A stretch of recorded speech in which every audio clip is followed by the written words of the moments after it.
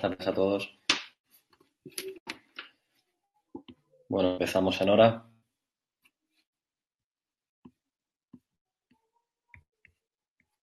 Lo primero, y tal y como he puesto en los mensajes de chat, las dudas las intentaré responder al final de las positivas.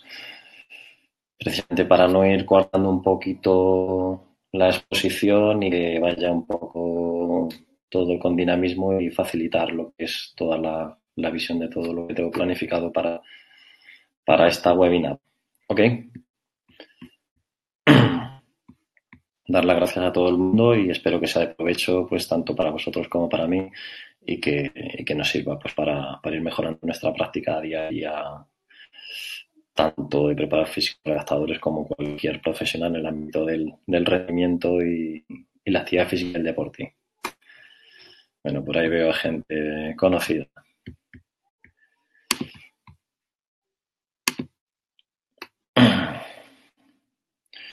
Bueno, tal como habéis visto en la información de la webinar, el objetivo será hacer una revisión de todas aquellas tecnologías que en la actualidad están presentes en el fútbol de élite y que nos puedan servir para la prevención, la predicción. A día de hoy es algo complejo, pero bueno, vemos si es posible a través de estas herramientas y su utilidad también en la redactación en todo tipo de lesiones que se puedan producir en nuestro ámbito del fútbol de élite. Una reflexión antes de comenzar y que nos puede quedar claro y que cuando hablamos de tecnologías, prevención, predicción, reducción lesional, y es que todo aquello que no se mide no se puede mejorar y si no se puede mejorar no se puede controlar. Por lo tanto, será una máxima desde mi punto de vista que tenemos que tener en cuenta. Medir, controlar, mejorar, todos son sinónimos que tenemos que abordar y tener en cuenta en nuestra práctica diaria. Mirad, antes de comenzar con las herramientas, lo que hacemos es una pequeño análisis de la incidencia y epidemiología lesional en el fútbol profesional, ya que vamos a hablar de aquellas tecnologías que nos van a servir tanto para la predicción, prevención como la redactación de lesiones. Aquí tenemos una serie de estudios, una revisión de estudios, unos más recientes, otros más lejanos, donde se ha reflejado la incidencia lesional, el número de lesiones registradas, el número de lesiones por cada 1000 horas, la tipología de lesión, que es extremidad la más afectada, y los diagnósticos más comunes, así como el tiempo de baja medio. Si cogemos como referencia los estudios de Dvorak y Strang, son aquellos autores que realizan la mayor parte de los estudios epidemiológicos para la FIFA, podemos ver cómo en el primer estudio de Dvorak se habla, en este caso un estudio de hace 2 Copas del Mundo en 2010, como 229 lesiones en 82 partidos y 58 entrenamientos. Lo más importante es el ratio de lesiones por cada 1000 horas de práctica, es decir, hubo 40 lesiones por cada 1000 horas en partidos y 4,4 lesiones por cada 1000 horas de entrenamiento. En otro estudio de Ekstrand, un año después, fútbol profesional europeo, con una muestra representativa bastante interesante si queremos tener en cuenta en cuanto a fútbol de élite se refiere. Registraron una media de 2.908 lesiones en 1.199 jugadores, es decir, lo que podrían ser 0,6 lesiones por jugador por temporada y 15 lesiones por temporada en una plantilla de 25. En el último estudio de Ekstrand y colaboradores, el último estudio de la FIFA en 2018, se ha visto que este porcentaje medio puede incrementarse hasta entre 48 y 50 lesiones por temporada, es decir, 2 lesiones por jugador y por plantilla. En cuanto a la extremidad inferior más afectada, el 92% de las lesiones se producen en esta y la musculatura más afectada, como no podía ser de otra forma, es los isquiotibiales con cerca de un 40%, abductores un 23%, cuádriceps y gemelos un 13%. Tal y como hemos visto, en el estudio de Strandhagen, Wallen y colaboradores, vemos cómo la musculatura isquiotibial es la que presenta el mayor porcentaje de lesiones, seguida de aductor, cuádriceps y gemelos, lo que nos da la importancia de este grupo muscular a la hora en cuanto a las lesiones en el fútbol de élite se refiere y lo que nos tiene que guiar un poco qué herramientas, qué estrategias, qué valoraciones tendremos que utilizar para intentar reducir la incidencia de este tipo de lesiones.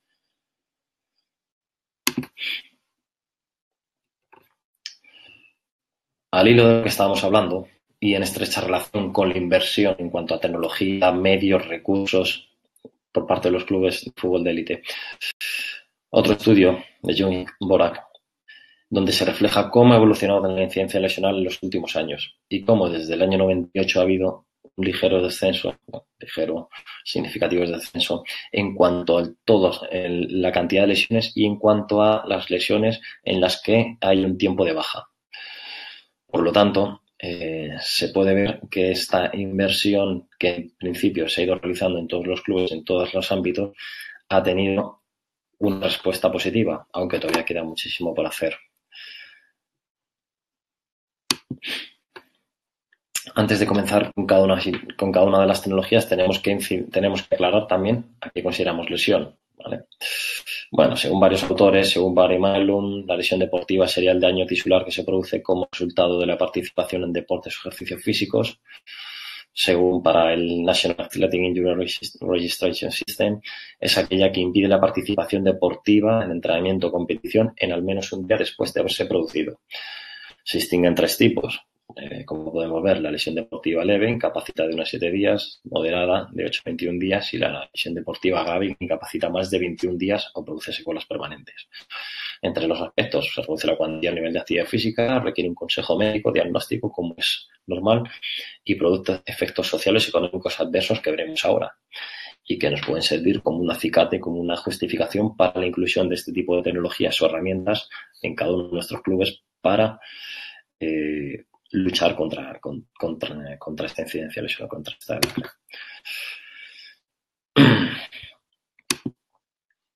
Fijaros, al hilo de esto, un estudio de incidencia y epidemiología lesional en el fútbol argentino, se registraron el número total de lesiones que hubo en un año. El número total de días que los jugadores están ausentes por lesión en un año es de 1.442 días. En cada momento, 4 jugadores de media no pueden entrenar o competir. Esto supone de un 10 a un 15% de la plantilla profesional de media que no se encuentra disponible para competir en ese momento. Cada jugador en este estudio sufrió un promedio de 3,91 lesiones al año. El promedio en actividad por cada lesión es de 9 días. Si cada jugador pierde 9 por 3,91, cada jugador está perdiendo cerca de un mes y una semana de entrenamientos o de existencia al año de media, lo que supondría de 4 a 8 partidos y aproximadamente unos 35 o 40 entrenamientos. A grosso modo, podría suponer una pretemporada de un equipo normal. Si lo trasladamos a números, aspectos económicos, podríamos estar hablando de cerca de 144.000 euros por jugador por temporada, teniendo en cuenta que no son salarios europeos. Si fueran salarios europeos los podemos estar multiplicando por 5 o por 10, y lo que nos podría dar un gasto de casi 4 millones de euros por plantilla por temporada. Datos a tener en cuenta por los clubes a la hora de incluir herramientas, tecnología para la prevención, reducción, predicción y en la redactación de lesiones. Más datos económicos de la incidencia del impacto de las lesiones en clubes, en este caso fútbol australiano. El coste promedio anual financiero por bajas por lesión en isquio por cada club de la Australian Football League aumentó un 71%, desde $148.000 a $241.000 en 2012. Fijaros. En comparación, el salario promedio solo se ha aumentado en un 43%, es decir, que se ha incrementado más el gasto por lesiones que el salario medio de los jugadores. Algo a tener en cuenta. Hablando de una sola lesión muscular, en este caso lesión de isquiotibiales en fútbol australiano, este gasto ha aumentado $25.000 en 2003 a $40.000 en 2012, con un incremento del 56%. Dinero que se podría utilizar para dotación de herramientas tecnológicas precisamente en este ámbito. También hay un impacto de las lesiones en cuanto a rendimiento en competición, y según estudios se han visto que menores días por lesión correlacionan con mejores puntuaciones en liga. Aquí yo siempre hablo de lo mismo, que es primero el huevo o la gallina, es decir, quedan mejor obtienen mejor rendimiento porque tienen lesiones o porque hay menos lesiones. Esto les permite mayor disciplina de jugadores y consiguen mayor rendimiento. la eterna pregunta. A la luz de estos datos, ¿merece la pena invertir en tecnologías para reducción lesional? Claramente sí. Será lo que veremos a continuación. Bueno, también hemos visto que los cambios de entrenadores suponen situaciones potencialmente incrementadoras en riesgo de lesión. Como se ha visto, un cambio de entrenador supone un incremento de un 71% en el riesgo de lesión.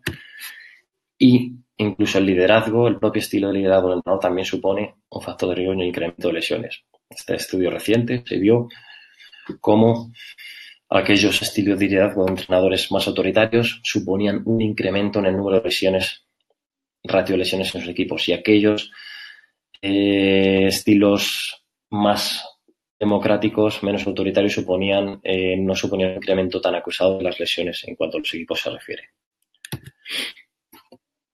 Bien, para hablar un poco y contextualizar un poco, voy a dar un pequeño repaso de los factores de riesgo de lesiones musculares, articulares, y pasaremos a las tecnologías. Bien, en factores de riesgo de lesiones musculares podemos tener aquellos factores no modificables, modificables.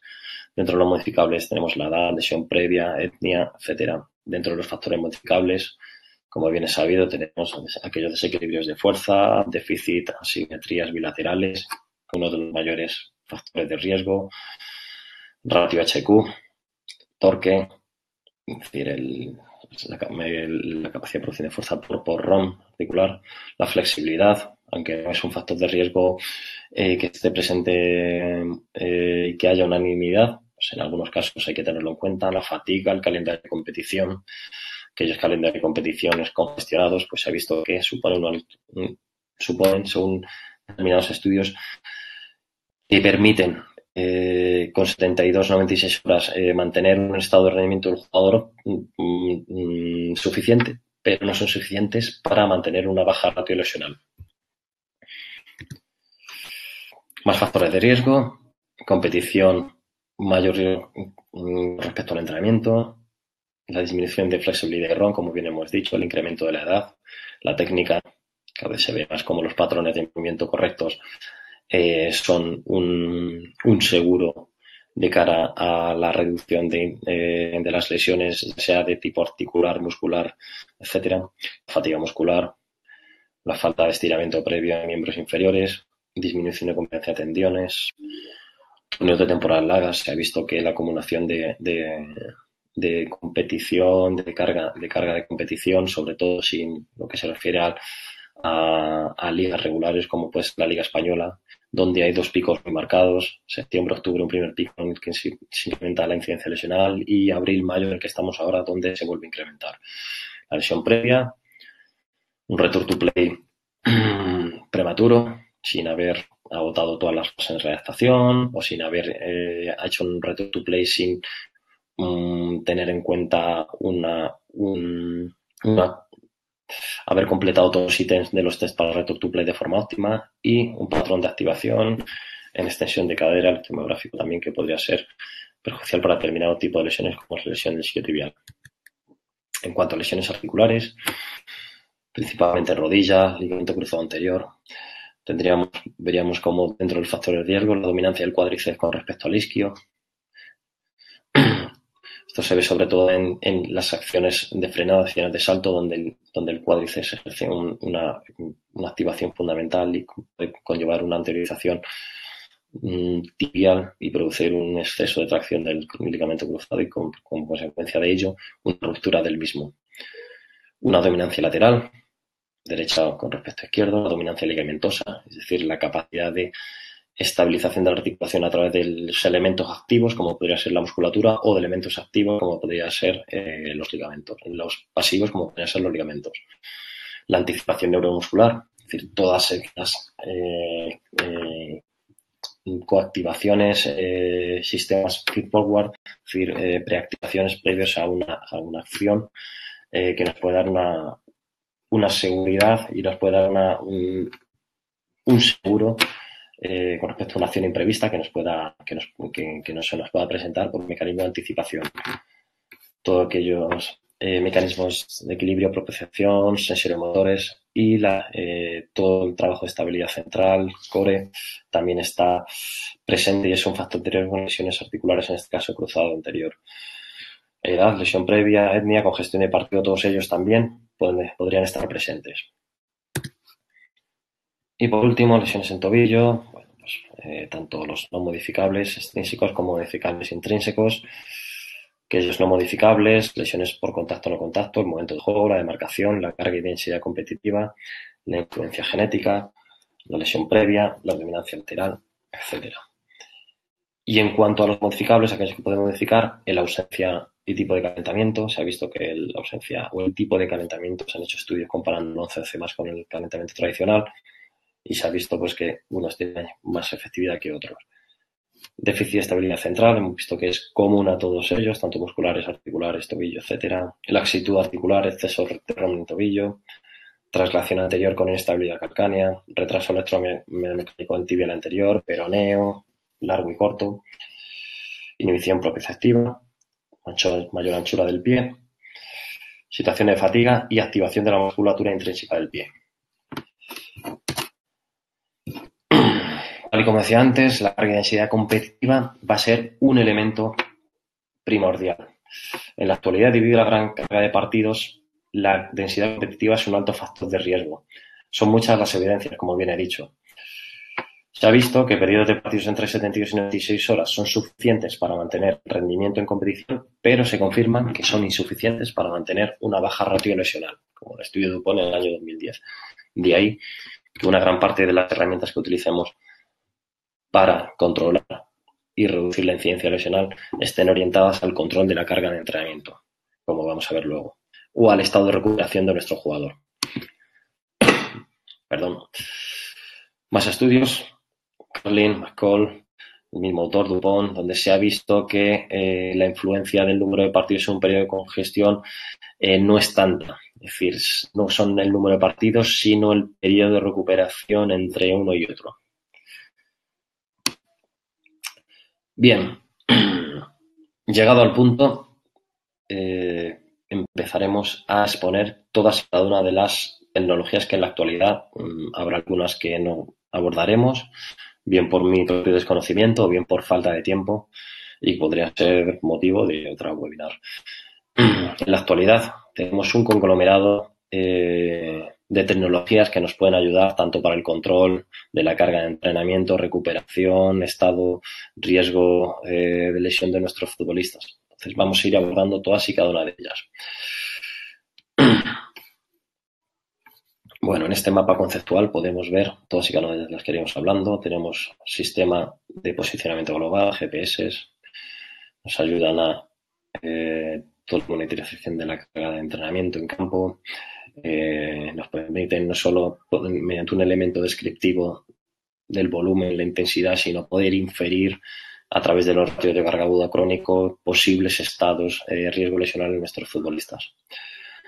Tensiomografía, que veremos más adelante, tecnología basada en la respuesta neuromuscular del músculo, nos va a permitir ver si nuestra musculatura está en exceso de tono muscular, está desentrenada, etcétera, y por lo tanto poder orientar nuestras propuestas orientadas a la reacción lesional en un sentido o en otro. Los valores de fuerza, tanto entrenamiento inercial como valores de fuerza máxima isométrica que nos van a permitir ver estados de fatiga y posibles riesgos de cara a la competición. Parámetros sanguíneos como pueden ser CK, la creatina quinasa, parámetros hormonales en saliva, testosterona, cortisol, alfamilasa, ratios de ambos, etcétera, etcétera. Valoración neuromuscular a través de CMJ con plataforma de fuerzas, lo que nos daría una información mucho más fiable de cara a la luz, a los datos que nos arrojan esta tecnología, la frecuencia cardíaca. Y por último, aquellos cuestionarios de wellness que al uso no son tecnologías, pero que nos pueden dar una información muy fiable. Y se ha visto tanto RP, wellness, sueño, como toda esta valoración subjetiva puede llegar a cerca de un 98 o 99% de correlación con respecto a la tecnología objetiva. Bien, Dentro del uso de las nuevas tecnologías para la predicción y prevención de lesiones hay que tener en cuenta de lo que se habla el consenso en cuanto a recuperación y rendimiento del deporte. Un estudio bastante reciente, un consenso de diferentes científicos, profesionales, investigadores en cuanto al rendimiento deportivo se refiere, y las conclusiones a las que se llegan es que, uno, un adecuado balance entre estrés y recuperación es esencial para los atletas para conseguir un alto nivel de rendimiento y continuo para evitar en la mayor medida la aparición de lesiones. La investigación se ha orientado a examinar aquellas estrategias psicológicas y fisiológicas de recuperación para compensar esa carga externa e interna y la carga de competición en nuestros deportistas.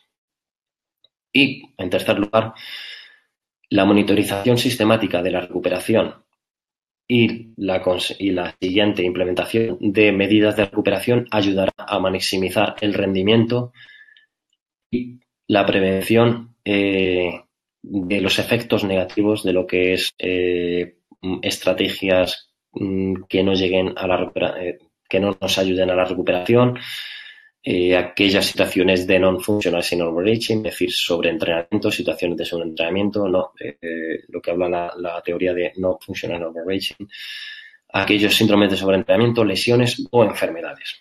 Por lo tanto, esta será en estos 3 puntos en los que se basa esta última revisión, este último consenso de científicos.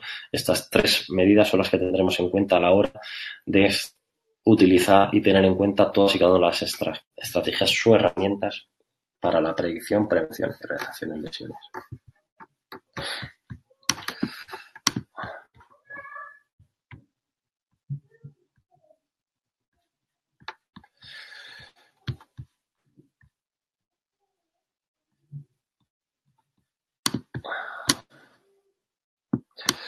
Bueno, me imagino todo ok. Me imagino que todo ok.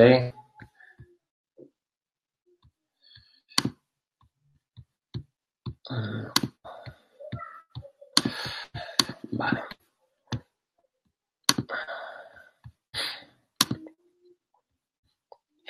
Bueno, en cuanto a las primeras herramientas y más sencillas, podríamos hablar de las herramientas de evaluación electromuscular para establecer RON articulares, diferentes grupos musculares, diferentes articulaciones. La utilización de la tecnología radica en el análisis de los RON, objetivizar los RON y posteriormente analizarlas con el software Kinovea, etcétera, lo que nos permitiría objetivizar cada uno de los ROM en cada una de las pruebas que utilizáramos. En nuestro caso, pues, teniendo en cuenta futbolistas, hablaríamos de patrón extensión, patrón flexión de cadera, tanto con un test analítico como un test proveniente del FMS, un Hurdle Step. Hablaríamos de los patrones rotacionales, rotación interna-externa, patrón abducción, con el single leg squat, patrón movilidad dorsal, control de válvula de aterrizaje, flexión dorsal activa, tanto en un test analítico como en la posición de caballero, como un test más funcional, como podría ser el tipo overhead squat, en las 3 posiciones, frontal, lateral y dorsal. Test analíticos para ver los acortamientos en flexor de caderas, test Thomas, test de acortamiento de isquios, un hip hinge, test de acortamiento recto femoral, con la posición de estiramiento del cuádriceps, estiramiento de cuádriceps, test de acortamiento del recto femoral con modificación del test de Thomas. Lo mismo desde visión frontal para ver la implicación del TFL o sartorio, y por último un desacortamiento aductor. Entonces, todos y cada uno de estos test, la opción que se nos presenta es una inspección visual subjetiva in situ en el momento que lo realizamos, o una grabación de los mismos y un posterior análisis a través de software, como podría ser en este caso Kinovea, lo que nos permitiría objetivizar cada uno de los ángulos y establecerlo en función de nuestra propia población de futbolistas o lo que establece la literatura al respecto. Bueno, en cuanto a lo que se refiere a las herramientas de valoración de fuerza, podríamos optar máquinas poleas normales dotadas de encoder en los que pudiéramos determinar diferentes ratios, establecer valores de desequilibrio entre derecha e izquierda, valores de potencia, etcétera, etcétera. Más herramientas, en este caso un algoritmo para el cálculo de riesgo de recaída en return to play en lesión en isquio. En este caso tenemos en cuenta la lesión previa, un valor en el test de isquio elevación activa, test isométrico de isquio a 90 grados y el dolor a la palpación. En función de los diferentes valores que se nos establecen en el algoritmo, se les daría un valor a cada uno de ellos. Y el sumatorio de todos uno de cada ellos nos diría en qué nivel estaríamos para el riesgo en return to play. Es decir, la utilización de las herramientas en cuanto a tomar decisiones en redactación para return to play.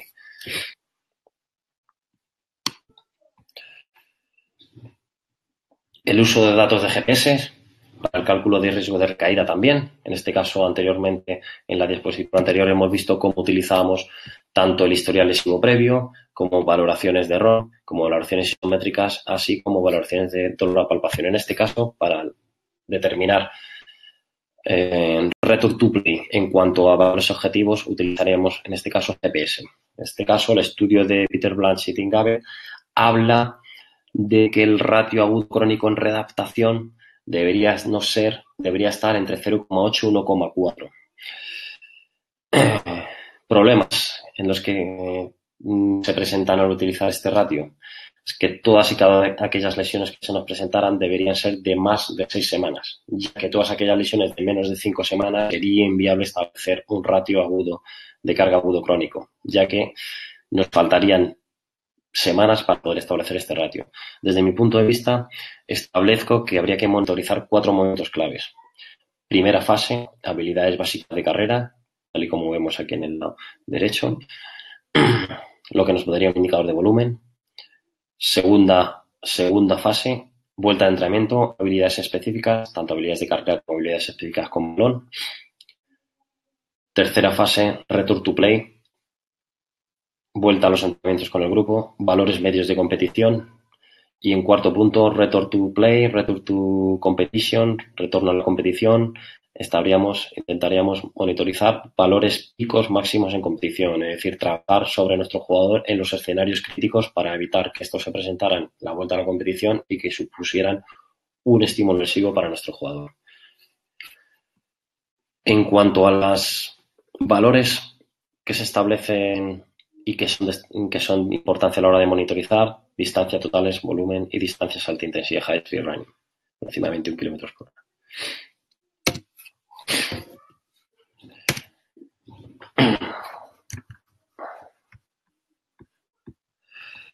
Bueno, pasaremos, ya hemos hablado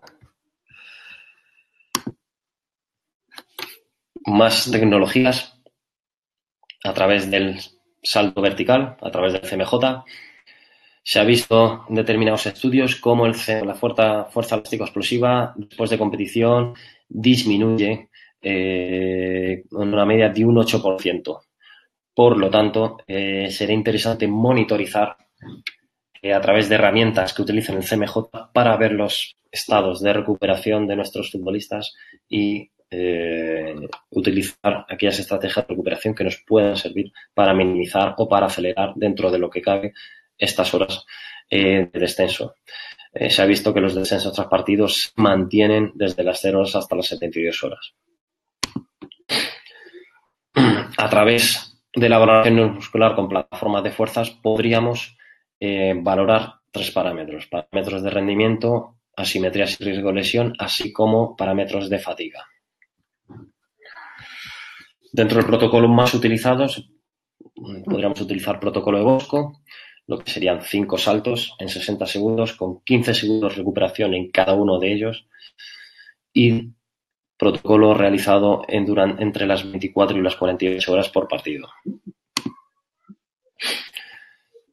¿Qué parámetros se pueden utilizar para tener en cuenta la valoración a través del CMJ en plataforma de fuerzas para determinar cada uno de los parámetros que vamos a ver ahora, tanto parámetros de rendimiento como parámetros de asimetría y regresión, así como parámetros de fatiga, por los que vamos a ver. Que tener en cuenta que en la actualidad hay herramientas como las aplicaciones de nuestro compañero Carlos Balsalobre, MyJump, que nos pueden dar información muy válida en este aspecto. Pero sí es verdad que la información que nos puede arrojar una plataforma de fuerzas, en este caso dual, es mucho mayor y que esta información es es la única que nos puede permitir determinar estos parámetros e inferir determinadas conclusiones. En cuanto a los parámetros de rendimiento, los 4 parámetros que se utilizan, los 4 valores que utilizaremos en el altura del salto, la media fuerza concéntrica, la media fuerza excéntrica y el ratio de la potencia, el ratio de la media de la potencia excéntrica. Como vemos aquí. En cuanto a la simetría de riesgo-lesión, los parámetros que utilizaríamos serían la simetría, la media de la simetría de fuerza concéntrica, al igual la media de la simetría de la fuerza excéntrica, así como las potencias en aterrizaje y la simetría. Y en cuanto a los parámetros de fatiga, importantes si queremos ver un estado de recuperación o óptimo o no óptimo en nuestros futbolistas, tendremos que tener en cuenta la duración excéntrica del salto. Se ha visto que incrementos en duraciones en la fatiga o se dan en estados deportistas fatigados. El cociente entre el flying time y el contact time, es decir, el cociente entre el tiempo de vuelo y el tiempo de contacto, así como el ratio de la media de la potencia excéntrica. Con todos estos datos tendríamos información suficiente para poder determinar cada uno de esos parámetros.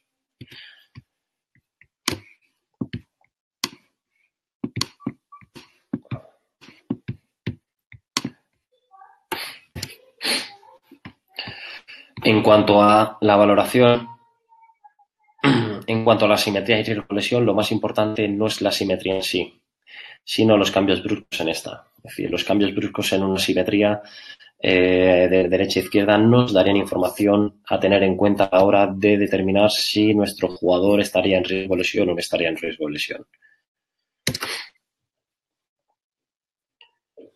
Vale, más información, como hemos visto antes. En cuanto a la fuerza isométrica, pues también herramientas y tecnologías que podemos utilizar para determinar si existe una recuperación, si hay un déficit o una recuperación óptima en nuestros jugadores y, por tanto, puede existir un riesgo de lesión en ellos. Se ha visto que la fuerza isométrica después de partidos se mantiene en descenso desde las 48 a 72 horas y es significativa en las primeras 24 horas. Por lo tanto, sería importante establecer todas estas valoraciones de fuerza isométrica, sobre todo en isquiotibial, en lo que el grupo muscular en el que más se ha basado la literatura, para establecer nuestras valoraciones, evaluaciones y que fueran más fiables. Además, estas valoraciones podrían estar asociadas con rating en cuanto a dolor muscular. Como vemos abajo, uno de los valores que tendremos en cuenta, aparte de la fuerza absoluta en Newton, fuerza relativa por peso corporal, será el RFD, el Rate of Force Development. Y como veremos más adelante, es uno de los aspectos, parámetros en cuanto a valoración de fuerza isométrica que debemos de tener en cuenta. Como bien he dicho, los últimos estudios han visto que el RFD entre 100 y 200 milisegundos es el parámetro más fiable y más útil a la hora de determinar en las valoraciones en test isométricos en isquiotibial. Bueno, más estudios. En este caso lo estudió Martin Wolin, Thor y Pichari, donde se vio donde posterior al partido había un descenso en el torque del isquiotibial y una recuperación de los valores a las 48 horas, tal y como he dicho antes. Principalmente post-partido y en las primeras 24 horas es el descenso más acusado y luego se va recuperando progresivamente desde las 48 a las 72 horas. En el estudio de McCall establece un protocolo con 2 tipos de valoraciones entre 30 y 90 grados. Ellos establecen esta angulación porque en función de los 30 y 90 grados se están incidiendo más en la musculatura del isquiotibial medial, semitendoso, semembranoso o el isquiotibial lateral, bíceps femoral, cabeza larga y corta. En nuestro caso, desde mi experiencia, la valoración de los test en una posición más funcional, como podrían ser posición de pie, el apoyo de una pierna, la evaluación de la otra pierna en una angulación de 30 grados rodilla-cadera sería lo más óptimo y más real al juego, ya que una posición tumbado boca arriba pues no es lo más funcional y lo más real.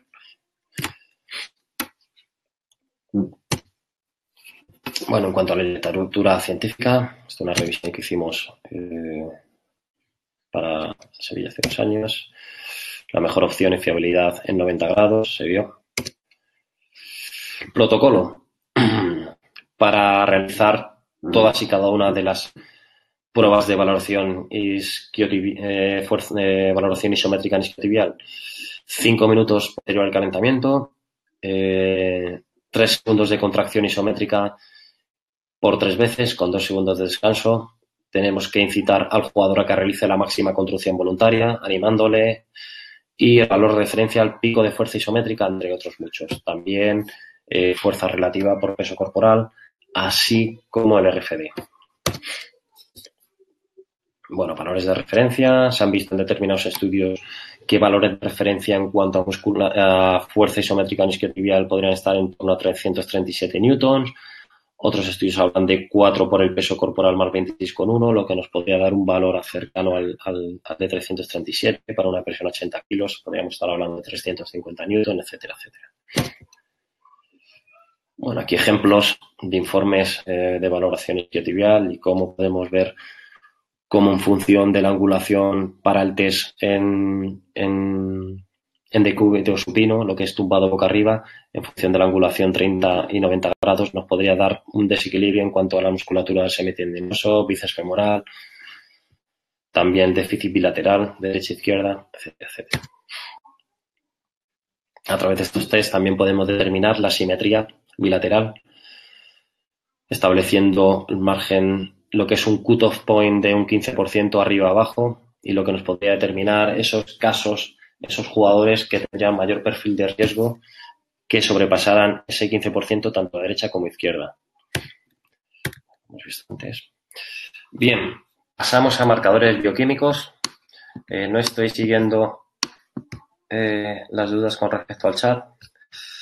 Tal y como he dicho antes, pues al final cualquier duda que haya, pues las responderé muy gustosamente. Perdón, que esté un poquito tomado de la voz.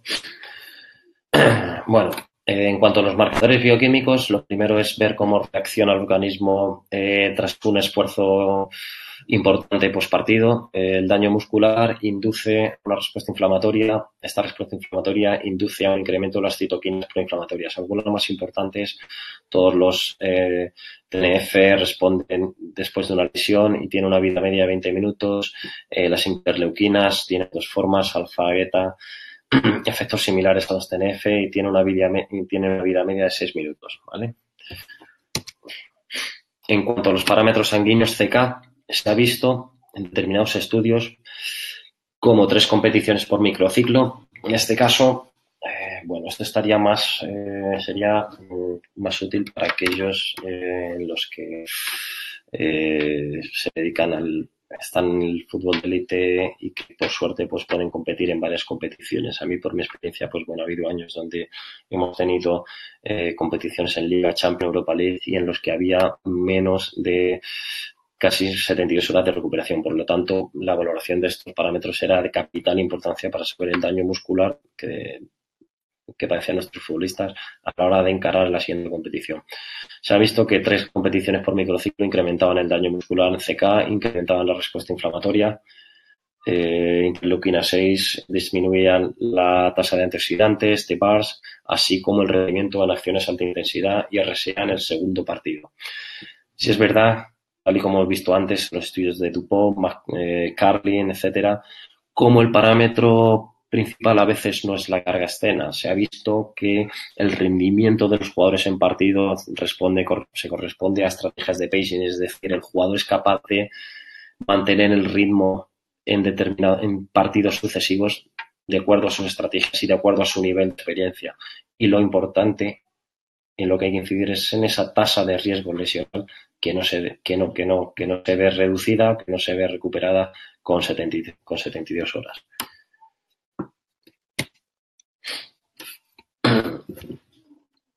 Bueno, en cuanto a la evolución de CK postpartido, podemos ver en un ejemplo cómo clubes, equipos que pueden jugar hasta 60-70 partidos por temporada necesitan un mínimo de 72 horas, como bien he dicho, para recuperar el rendimiento, disminuir el daño muscular y atenuar la respuesta inflamatoria. Esto supone una fatiga aguda crónica.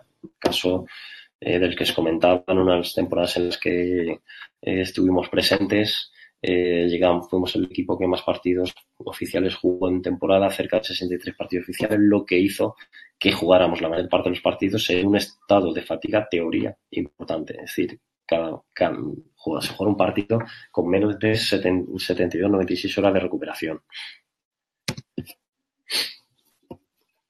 Bien, ahora establecer la valoración a través de la CK, a través de una línea, establecer una línea de regresión, una predicción a través de regresión lineal. Se hace un análisis CK 24 horas prepartido, la estimación de CK al día de partido.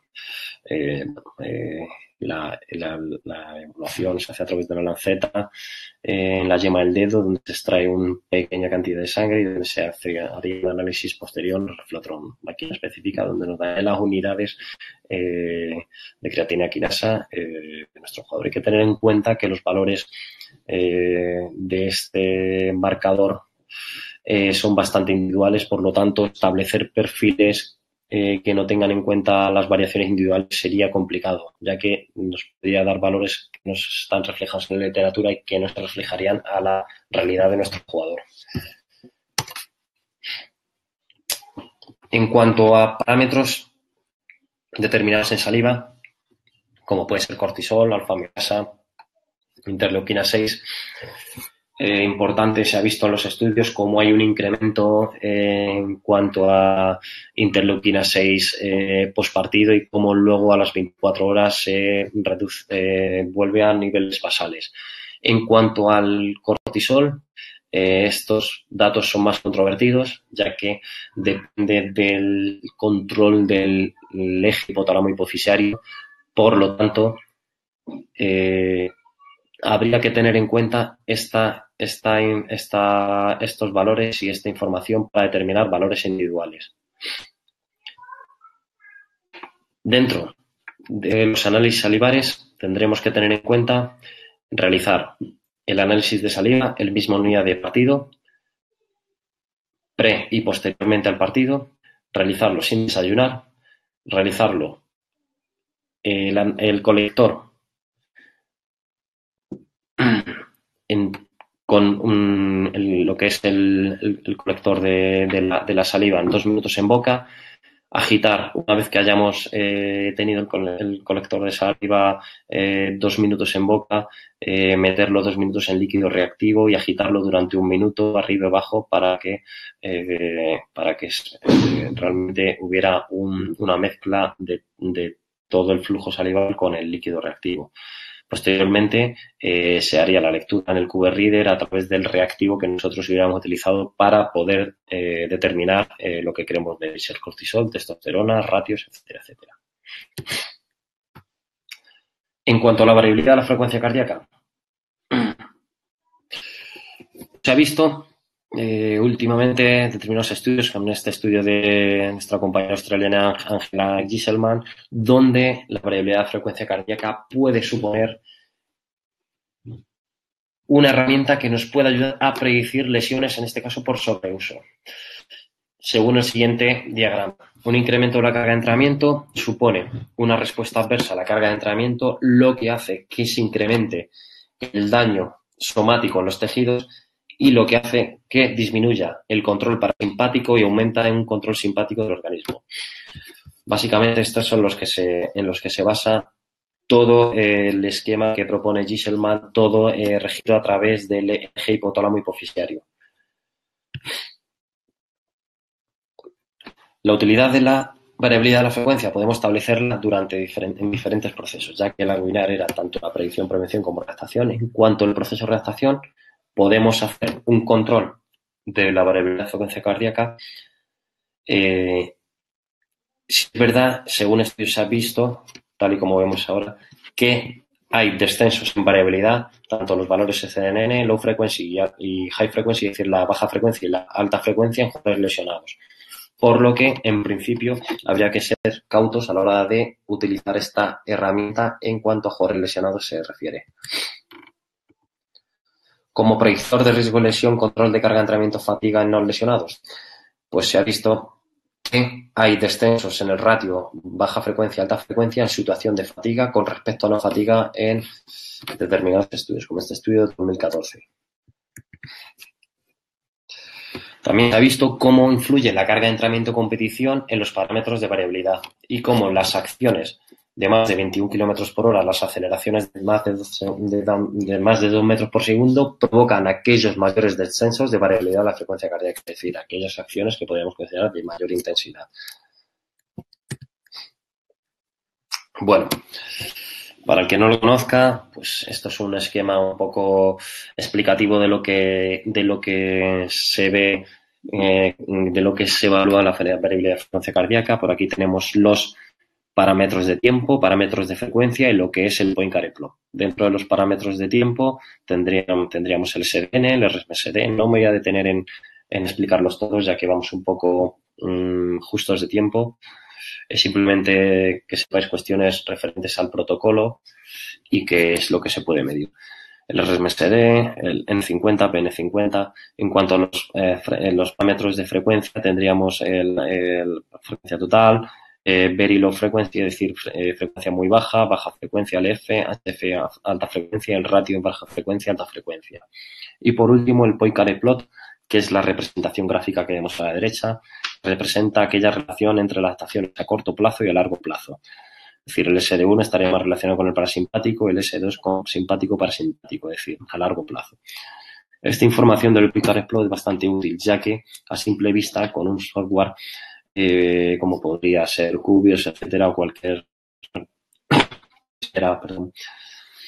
a la venta o que se pudiera descargar del gran inventario de programas que existen hoy en día, nos podría dar a simple vista una información de unos patrones normales o de unos patrones aberrantes. Es decir, a la izquierda tenemos un patrón normal en una situación de recuperación y no sobreentrenamiento de nuestro deportista. Y a la derecha tenemos un Poincaré Plot donde se nos está indicando una situación con un severo overtraining syndrome, es decir, con una situación de sobreentrenamiento y no fatiga. Es decir, cuando el SD1, la adaptación a largo plazo y corto plazo, están a la misma altura.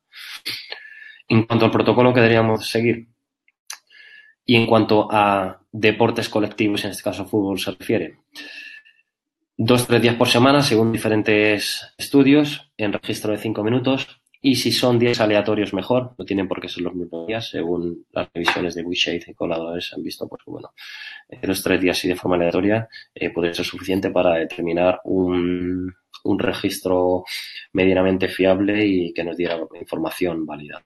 Sin desayunar, temperatura controlada más o menos 21 grados, que no existiera ni luz ambiental ni ruidos, y que sería importante que estuvieran sentados nuestros futbolistas y con un control respiratorio.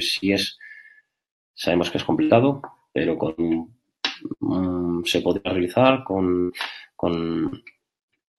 un controlador.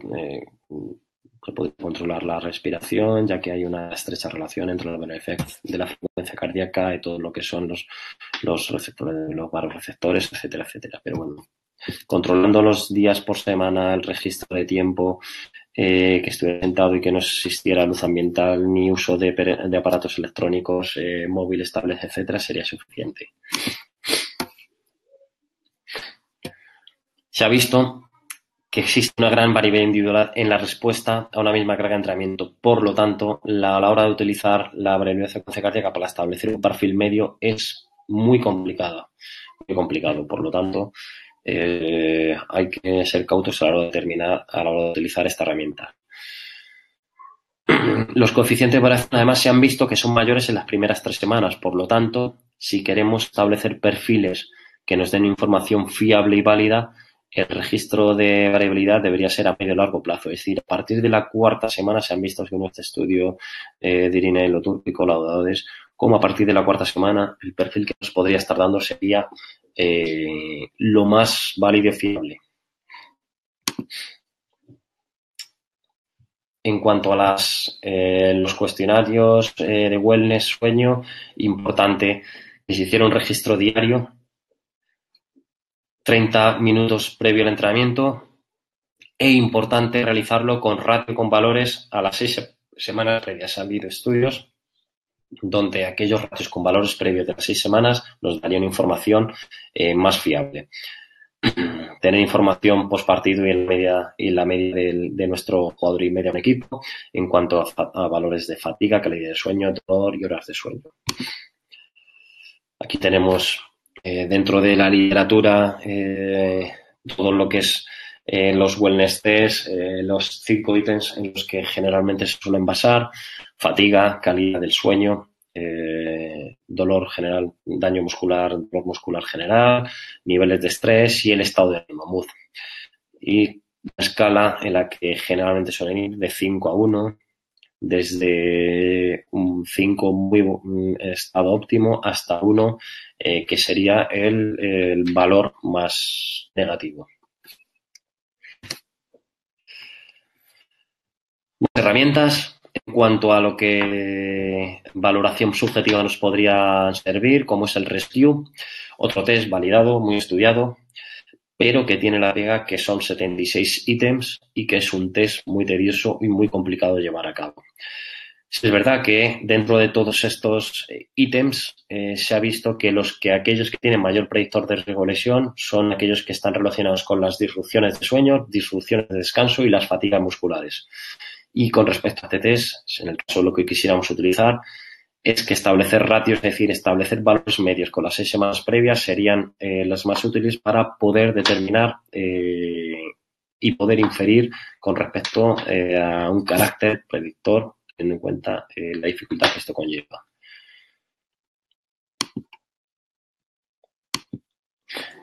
Bueno, importante tener en cuenta, ya que hablábamos de los test wellness, la importancia de la cantidad y la calidad del sueño. En este caso se ha visto como en primeros estudios, en 112 atletas adolescentes se correlacionan las horas de sueño con la aparición de lesiones y como menos de 8 horas de sueño por la noche incrementó el riesgo de lesión en 1,7%, en 1,7.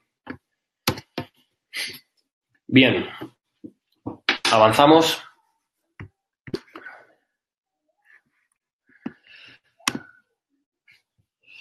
Pasamos a los análisis genéticos. En los últimos años, a raíz del año 2013, cuando desde el grupo del doctor Pruna Rosartels, todo el estudio Genomics, empezaron a realizar estudios genéticos y empezaron a determinar qué genes, qué polimorfismos están relacionados con las lesiones, tanto musculares, tendinosas como ligamentosas. Han ido apareciendo a raíz de esto una serie de estudios, artículos que relacionaban esa composición, esa distribución genética con las lesiones, con la producción de lesiones. En este caso, la influencia genética tiene dos vertientes, dos utilidades, tanto en la prevención de lesiones como en el proceso de readaptación, ya que estos estudios lo que nos van a dar información en cuanto a la severidad de la lesión, el riesgo de lesión y la rapidez o el porcentaje de recuperación de lesión. Por lo tanto, también tienen una influencia en el proceso de readaptación. Y aquellas combinaciones genéticas que nos den un perfil en cuanto a la recuperación de la lesión más beneficioso nos permitirían avanzar un poquitín más rápido, teniendo en cuenta que tiene que estar dentro de los plazos que marca la reparación biológica y los criterios que nuestro deportista, nuestro futbolista puede pasar en cada una de las fases de readaptación. Tal como decía antes, estos análisis genéticos nos permiten establecer información con respecto a lesión muscular, tendinosa y ligamentosa. Nos da un riesgo global de lesión de cada uno de estos aspectos, un tiempo de recuperación global, así como la severidad, es decir, si las lesiones que sufriremos en este aspecto serán más graves o menos graves. Esto nos va a dar una información bastante útil de cara a establecer estrategias preventivas orientadas a la reducción en aquellos futbolistas que veamos que tienen un riesgo mayor de lesión muscular, tendinosa, ligamentosa. Todo esto unido a el resto de herramientas de pruebas que veremos ahora más adelante. El historial lesivo no sería tal uso una herramienta tecnológica, pero sería lo más sencillo y todas las evidencias, todos en cada uno de los tipos de lesiones, tanto articulares, pubalgias, musculares, etcétera, etcétera. La lesión previa es uno de los principales factores de riesgo. Por lo tanto, establecer las lesiones previas en cada uno de nuestros futbolistas, sobre todo en nuevas incorporaciones, hay bien por comunicación con el club de procedencia, bien como vemos aquí a través de fuentes que existen en Internet como Transfer Market, donde da una información muy fiable, no en cuanto a diagnósticos, como sí la localización de la lesión. Y nos puede servir bastante para tener una idea previa de lo que nos vamos a encontrar y de lo que vamos a tener que abordar con mayor profundidad. Bien. Vamos introduciéndonos en tecnologías más complejas. Dentro de la termografía infrarroja, tecnología que se va utilizando cada vez más. Es una herramienta no invasiva, rápida y objetiva que permite cuantificar la energía que irradia al ser humano. Se crea una imagen térmica en la que cada píxel conlleva información con temperaturas que sirven para comprobar el equilibrio térmico. Es decir, se basa básicamente en las asimetrías que pueden estar relacionadas con áreas de riesgo de lesión. Las aplicaciones más efectivas de la termografía infrarroja las tenemos en cuanto a la prevención de lesiones musculoesqueléticas, seguimiento de lesiones en proceso de adaptación, la asimilación de carga de entrenamiento o evaluaciones iniciales en determinados momentos, pretemporada, nuevos fichajes, etcétera, etcétera. Según Arnaud Lastras y colaboradores, se puede establecer estas asimetrías en diferentes rangos y el nivel de atención que se tiene que presentar a cada una de ellas. Es decir, si tenemos una asimetría de menos de 0,4 grados, estaremos en un nivel normal. Si tenemos una simetría de 0,5 a 0,7 grados, podríamos darle un nivel de atención de seguimiento. Entre 0,8 y 1 grado estaremos en un nivel de prevención. 1,1, 1,5 niveles de alerta. Por encima de 1,6 deberíamos tener en cuenta que estaremos en un nivel, un riesgo, un peligro, alto riesgo de lesión. Lo importante, tanto termografía como ahora veremos de la tensiomografía, es seguir el protocolo. Si no se sigue el protocolo, estas herramientas poca utilidad van a tener. En cuanto a la termografía, el protocolo a seguir será el siguiente: que haya una habitación de menos de 10 metros cuadrados, una cámara termográfica infrarroja con resolución al menos de 320 por 240 píxeles, sensibilidad mínima, bueno, etcétera. Son valores que hay que tener en cuenta. Ahora mismo la marca más comercializada, ¿no? Las cámaras FLIR son las más fiables y las que nos permitirían realizar evaluaciones termográficas con mayor seguridad. Asegura una temperatura ambiente de 21-23 grados, con humedad de 37-38 grados, en 37-38%. Importante un fondo pintado, negro con baja reflexión infrarroja, asegurando una temperatura uniforme. Esto sería muy importante. Una plataforma para que el evaluador no esté en contacto directo con el suelo y así no que haya una transferencia de temperatura del suelo a lo que es la temperatura corporal. Un software informático para analizar imágenes y asegurarse que al menos el evaluador esté 10 minutos antes en la habitación para que exista una homeostasis térmica entre la temperatura de la estancia, de la habitación, y la temperatura corporal. La tensiomografía, otra herramienta que se utiliza para evaluar el stiffness, la rigidez y el balance entre estructuras musculares, cadenas musculares, flexoras extensoras, extremidades derecha e izquierda, asimetrías derecha e izquierda, etcétera, etcétera. Dentro de esta herramienta existen varios parámetros que se pueden medir. El tiempo de contracción, TC, la deformación máxima, DM, el tiempo de reacción, retardo de activación, el TD, el tiempo de sustentación, TS, y el tiempo de relajación, TR. Desde mi experiencia y lo que hablan los últimos estudios, los parámetros que son más fiables y que nos pueden ser más útiles para determinar información es el TC, el tiempo de contracción, y la deformación máxima. Es decir, el tiempo de contracción es el tiempo que transcurre desde que finaliza la reacción, el 10% del desplazamiento muscular, hasta que alcanza el 90% de la máxima deformación. Y el DM, el desplazamiento muscular o la deformación máxima, viene dada por el desplazamiento radial, es decir, del vientre muscular. Representan y evalúa, es una evaluación del stiffness muscular, la rigidez. Y va a ser individual en cada sujeto, individual en cada grupo muscular. Otro valor que nos podría dar es el tiempo de relajación, que nos podría dar potenciales estados de fatiga, pero a día de hoy la literatura no nos ha dado un criterio unánime en cuanto a la utilización de este parámetro. Bien, se ha visto en cuanto a evidencias en control de fatiga de la TMG en estudios en 14 atletas experimentados. La muestra no es muy alta, pero se aplicaron varios protocolos y se estudió el nivel de fatiga media hora después del entrenamiento, 24 horas después y 48. Tanto TMG y la contracción voluntaria máxima se utilizaron para utilizar la relación entre ambos métodos. Se demostraron que existen correlaciones entre la máxima contracción voluntaria isométrica y la TMG, lo que demuestra que se podría utilizar como un indicador de fatiga fiable en el entrenamiento de fuerza. No obstante, como bien he dicho, respetar al máximo el protocolo de utilización. Datos de análisis que nos podría servir la tensiomografía para establecer simetrías bilaterales, simetrías funcionales, como podrían ser vastos oblicuos, vastos mediales, vastos laterales, cuádriceps isquios, etcétera. Como vemos aquí. Ejemplos de propuestas trabajo individual basados en tensiomografía. Información, cómo se pueden interpretar los datos de la CMG en función de los dos parámetros que hablaba anteriormente, desplazamiento muscular y tiempo de contracción. Pues la combinación entre estos valores nos daría un cuadrante que nos podría informar si aquel músculo que estamos evaluando está en riesgo de lesión, es decir, si está demasiado rígido, si tiene un stiffness demasiado alto, es decir, con combinaciones de DMs y TCs muy bajos, o si está desentrenado, es decir, si es combinaciones de TC y DMs muy altos. A la inversa, si hay TCs muy altos y DMs muy bajos, eso indicaría que ese músculo está cansado, fatigado.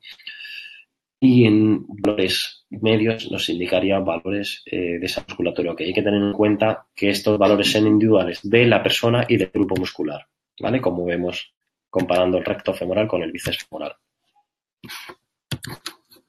Metinosos y propuestas de trabajo orientadas. Es decir, que la utilización del TMG, desde mi punto de vista, está orientada a la elaboración de programas individuales, propuestas de trabajo individualizadas en función del estado de esa musculatura, orientadas a normalizar esos valores alterados de la TMG en la musculatura de nuestro futbolista.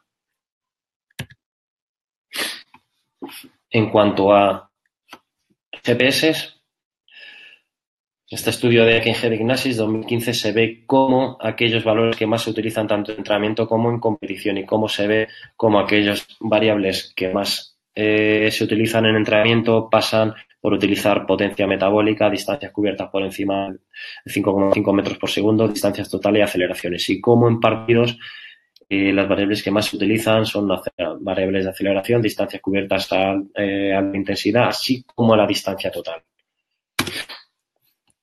Tal y como decíamos antes en redactación, en cuanto a control de la carga de entrenamiento, según el estudio de Tingavet, los ratios agudos crónicos nos pueden servir para determinar aquellos potenciales riesgos de lesión en nuestros jugadores a través del ratio de carga agudo crónico, es decir, la media entre las 4 semanas previas y la carga de entrenamiento en la semana que estamos en marcha.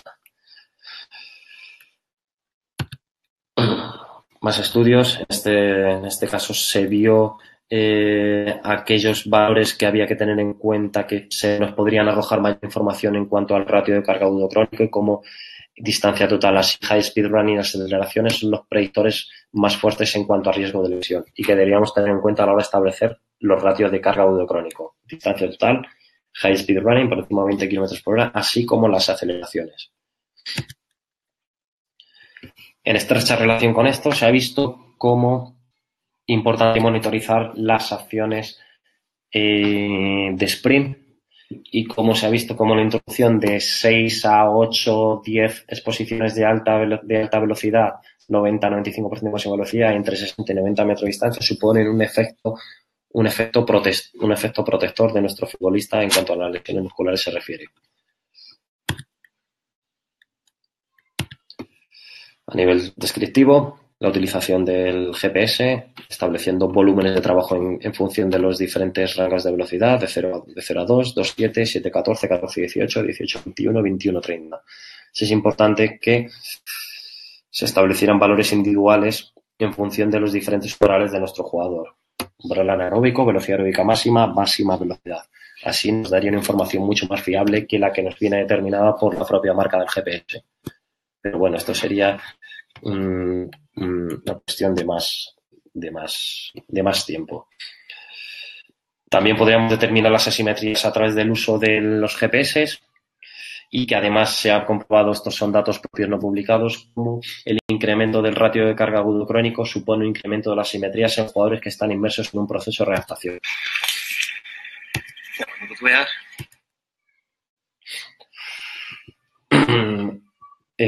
¿Cómo funciona? Un incremento del ratio agudo crónico implica un aumento de la fatiga, lo que implica un aumento de la variabilidad en cuanto al paso y los aspectos de fuerza vertical, conllevando un incremento de la simetría de paso y un incremento del riesgo de lesión.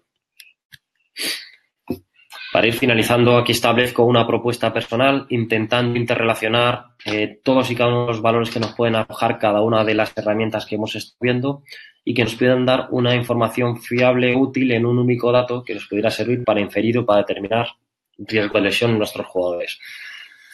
Información en la que se está trabajando, podríamos integrar valores de la plataforma de fuerzas, esos dentro de los 3 parámetros que hemos visto, aquellos relacionados con asimetrías de lesión, metiendo valores de GPS en cuanto a asimetrías, ratios agudos en cuanto a distancia total y distancia de alta intensidad, valores de variabilidad de la frecuencia cardíaca, como es el valor de sobreentrenamiento, así como valores de TMG en cuanto a valoración cuantitativa de los músculos que están en riesgo de lesión, es decir, músculos en estado rojo.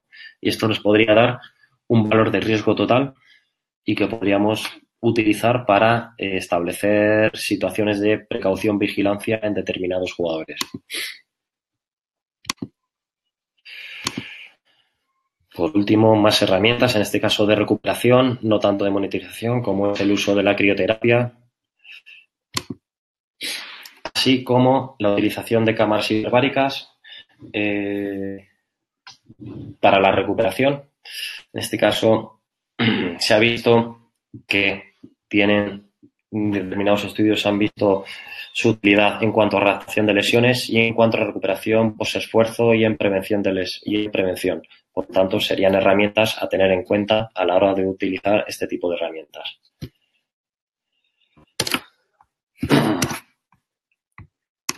Bueno, creo que hemos entrado en tiempo.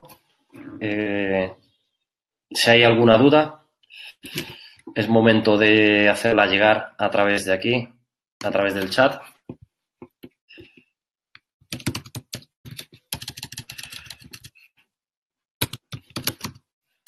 He intentado meter la información que tenía en una hora.